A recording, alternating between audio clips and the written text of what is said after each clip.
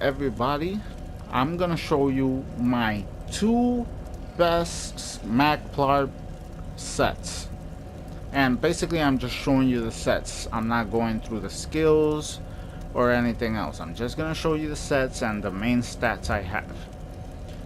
So I found 2 setups that work very well for me.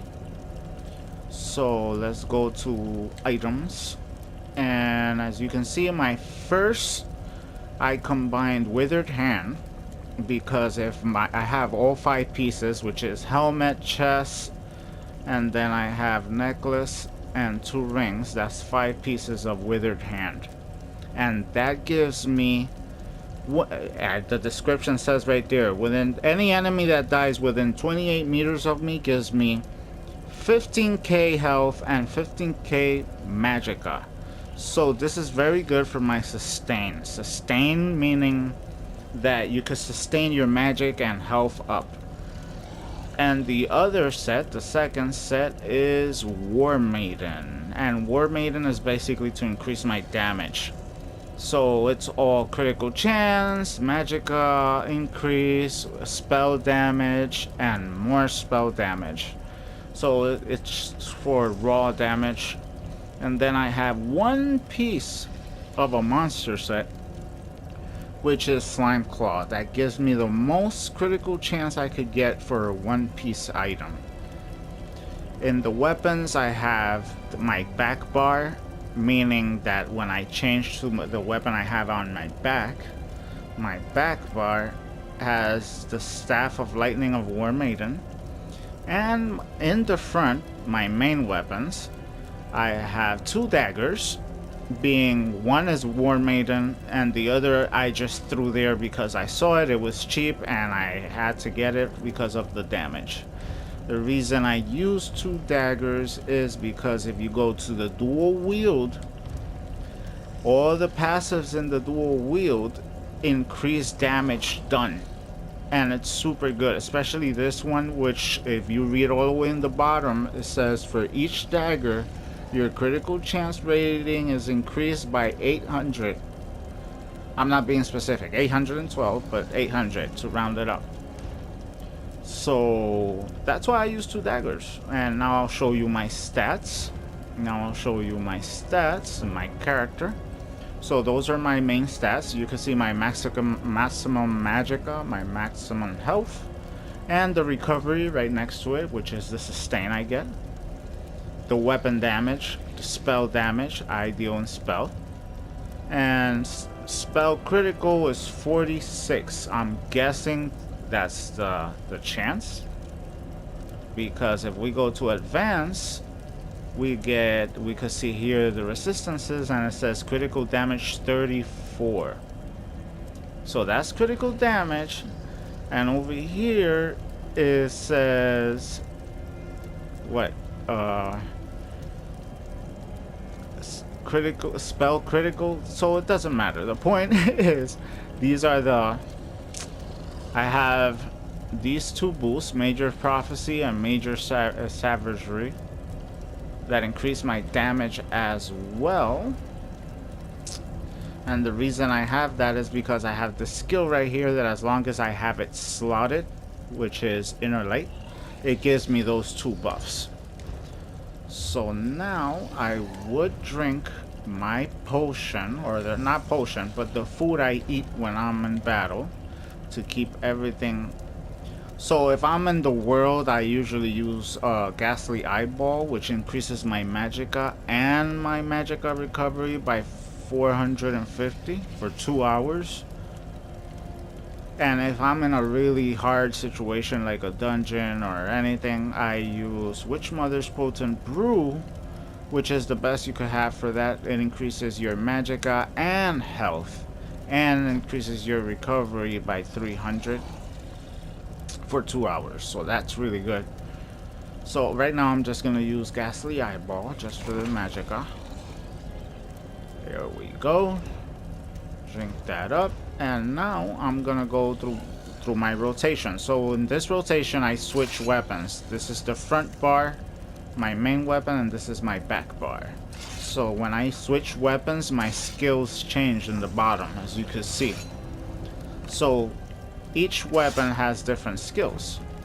So now I'm gonna go through my regular rotation, which is usually I debuff the enemy and I throw my magic circles if I need healing or extra protection.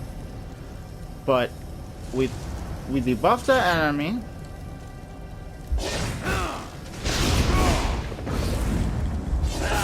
And this is my typical rotation that I do.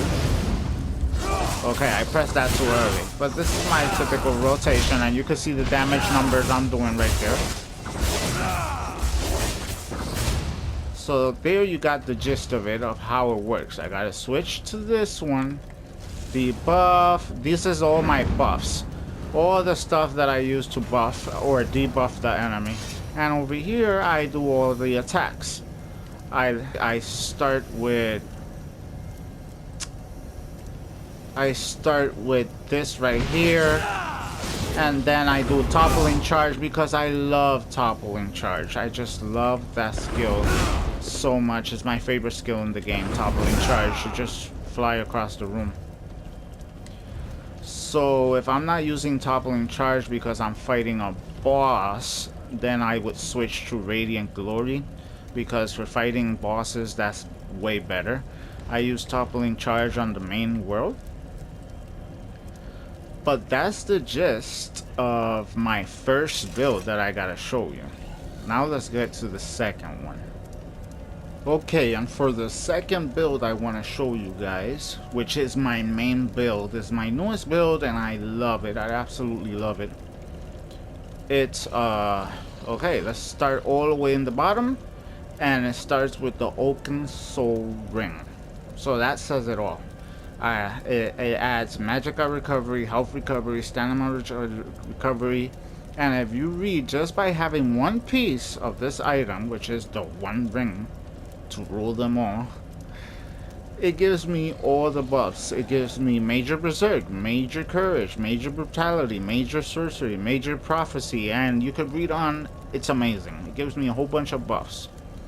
Then with that I use Deadly. So now we're using Deadly Necklace, Deadly Ring, which is 2 pieces, and then War Maiden. So Deadly and War Maiden combined. So 5 pieces of War Maiden for the damage, and Deadly for even more damage, more critical, more damage, and increases the damage over time.